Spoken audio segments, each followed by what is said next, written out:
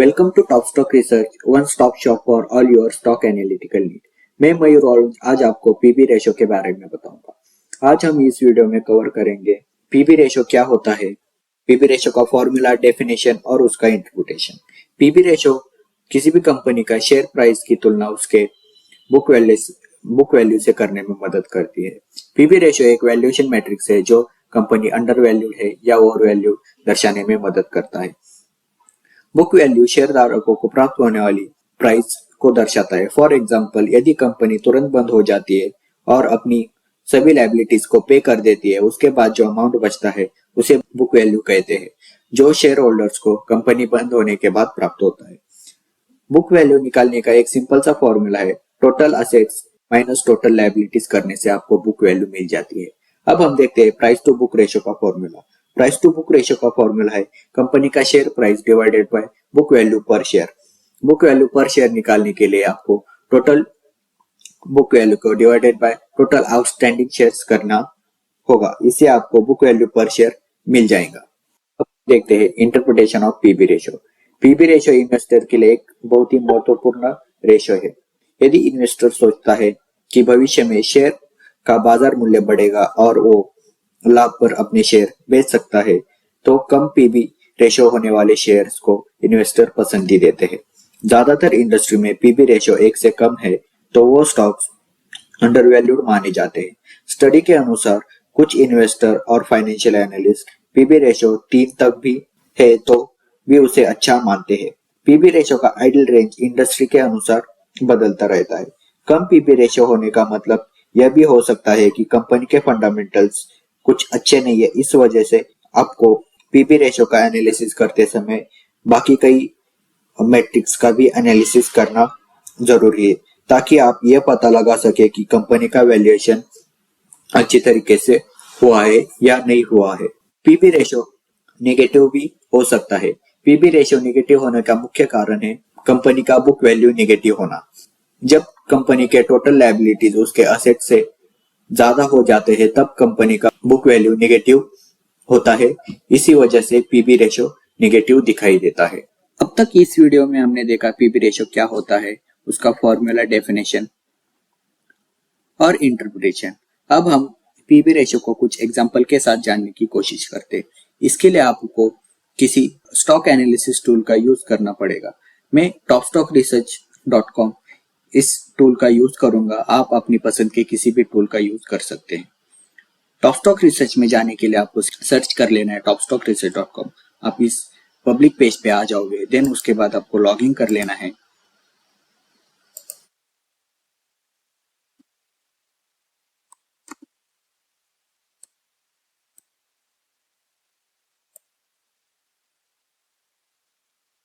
यदि आपको ये नहीं पता कि इस टूल का कैसे उपयोग करना है तो आप हमारी overview of top Stock research का वीडियो जाके देख सकते हैं। उसका लिंक हम डिस्क्रिप्शन बॉक्स में दे देते हैं।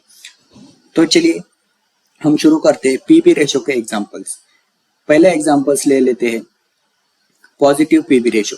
पॉजिटिव पीबी रेशो के लिए हम एक कंपनी सिलेक्ट कर लेते हैं जिसका हम एनालिसिस करेंगे। लेट्स से गेल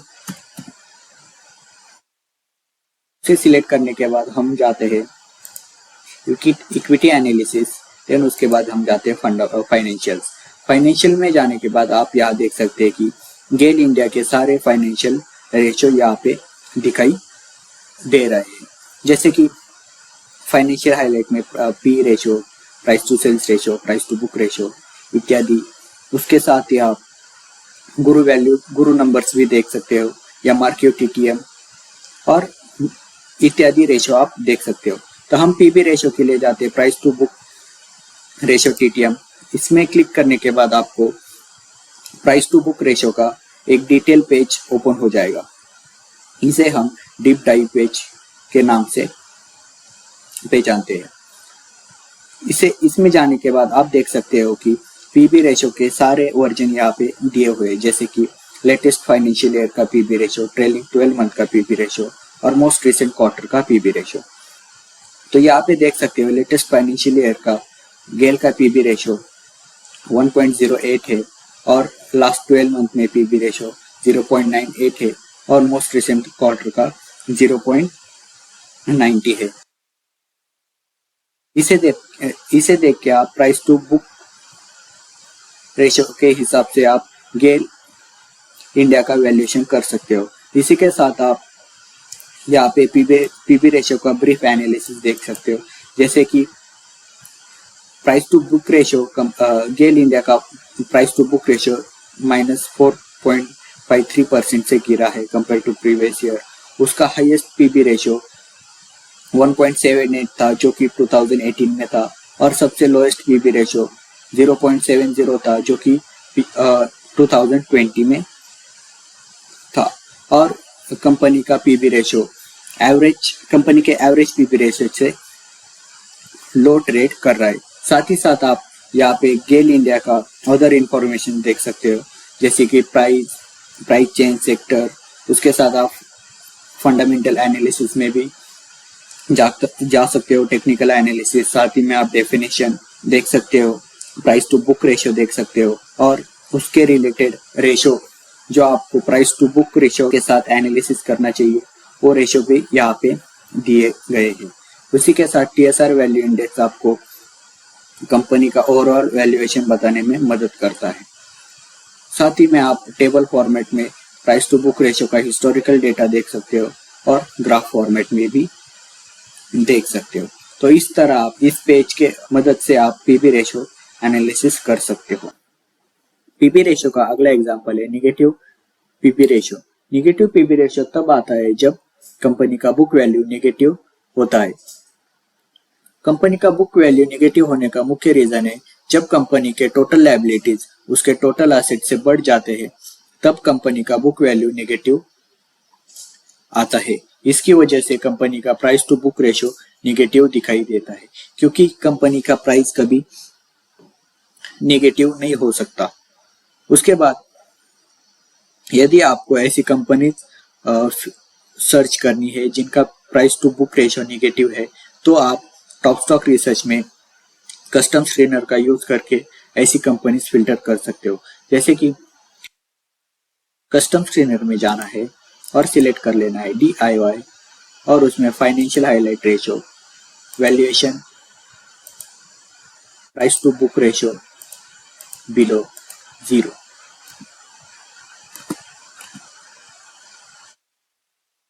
तो यहाँ पे ब्लू चिप में सिर्फ एक ही कंपनी है जिसका price to book ratio negative है। यदि हम NSE 500 कंपनीज लेते हैं तो ऐसी 9 कंपनीज है जिनका price to book ratio negative है। जैसे कि यहाँ पे आप देख सकते हो वोडाफोन इंडिया का price to book ratio negative है। तो इसे डिटेल में जानने के लिए आप वोडाफोन पे क्लिक करते हो तो आप कस्टम पेज पे आ जाते हो। उसके बाद हम स्टेटमेंट में देखते हैं बैलेंस शीट में, तो यहाँ पे आप देख सकते हो कि कंपनी का टोटल शेयर होल्डर फंड ही निगेटिव है। उसी के साथ उसकी टोटल लायबिलिटीज उसके टोटल एसेट से ज़्यादा है, इस वजह से उसका बुक वैल्यू निगेटिव आ रहा है।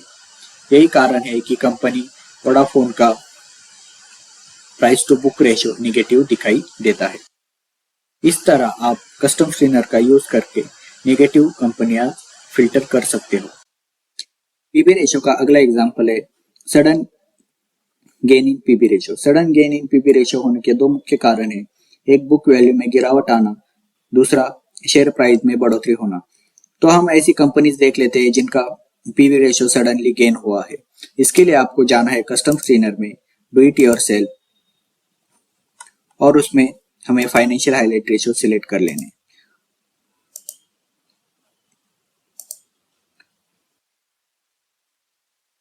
उसके बाद हम सिलेक्ट कर लेते वैल्यूएशन रेशियो, उसमें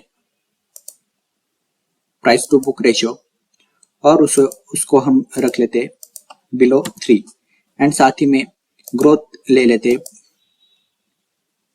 और price to book ratio growth रख लेते 30। यह स्क्रीनर रन करने के बाद आपको ब्लू चिप में ऐसी 9 कंपनीज है जिनका पीबी रेशियो 3 से नीचे है और उसमें 30% से गेन हुआ है। तो पहली कंपनी है अंबुजा सीमेंट जिसका प्राइस टू बुक रेशियो 2.96 है और उसका प्राइस टू बुक रेशियो में गेन 74% से हुआ है। तो इसका एनालिसिस करने के लिए हम अंबुजा सीमेंट पे क्लिक करते हैं और उसके फाइनेंशियल स्टेटमेंट में जाते हैं, देखते हैं कि उसका बुक वैल्यू गिरा है या नहीं। तो यहाँ पे देख लेते हैं कि कंपनी का बुक वैल्यू पर शेयर 146 था लास्ट ईयर और इस ईयर 127 है। तो यह 12% से गिरा है। साथ ही में उसका प्राइस भी देख लेते हैं। तो यहाँ पे जाने के बाद हम कंपनी का 1 ईयर प्राइस देख लेते हैं। तो यहाँ पे हम देख सकते हैं कि कंपनी का प्राइस 143 से लेके लगभग 300 तक बढ़ा है। तो यही कारण है कि कंपनी के पीबी रेशो में सडन गेन दिखाई देता है। इसी तरह आप कस्टम स्क्रीनर का और टॉप स्टॉक रिसर्च टूल का यूज करके पीबी रेशो का ब्रीफ एनालिसिस कर सकते हो। अगला एग्जांपल है sudden fall in PB ratio. जैसे हमने sudden gain in PB ratio में देखा कि बुक वैल्यू गिरने से या फिर प्राइस बढ़ने से sudden gain in PB ratio आता है। तो इसी के opposite sudden fall in PB ratio में बुक वैल्यू बढ़ती है या फिर प्राइस गिरती है।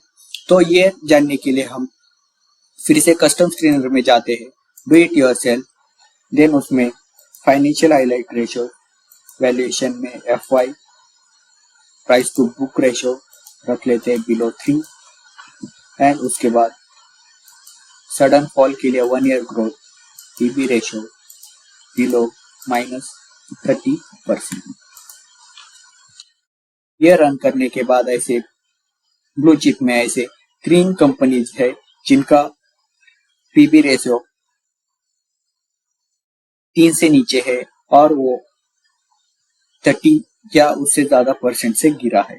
तो इंडस टावर का पीबी रेशो 2.70 है और वो -35% से गिरा है। तो इसे डिटेल में जानने के लिए हम इंडस टावर पे क्लिक करते हैं और ये कस्टम पेज में आने के बाद हम फाइनेंशियल स्टेटमेंट्स क्लिक कर लेते हैं। उसके बाद हम बैलेंस शीट में बुक वैल्यू ढूंढते हैं। तो कंपनी का बुक वैल्यू, जैसे हमने देखा कि बुक वैल्यू बढ़ने से पीबी रेशो में सडन गेन आता है, तो यहाँ पे हम देख सकते हैं कि इंडस टावर का पीबी रेशो 58 से लेके 82 तक बढ़ा है। तो इसे परसेंटेज में देखने के लिए हम CAGR पे क्लिक करते हैं। नीचे जाने के बाद हम देखते हैं कि इंडस टावर का पीबी रेशो बुक वैल्यू 39% से बढ़ा है। साथ ही में उसका प्राइस देख लेते हैं 1 साल के लिए। तो यहाँ पे हम देख सकते हैं कि इंडस टावर का प्राइस भी गिरा है। तो ये दोनों कंडीशन इंडस टावर के पीबी रेशो में सडन फॉल होने का कारण दिखाई देता है। इसकी वीडियो में हमने कवर किया पीबी रेशो क्या होता है, उसका डेफिनेशन, फॉर्मूला और इंटरप्रिटेशन। साथ ही में हमने उसके कुछ एग्जांपल देखे, जैसे कि positive PB ratio, negative PB ratio, sudden gain in PB ratio, sudden fall in PB ratio.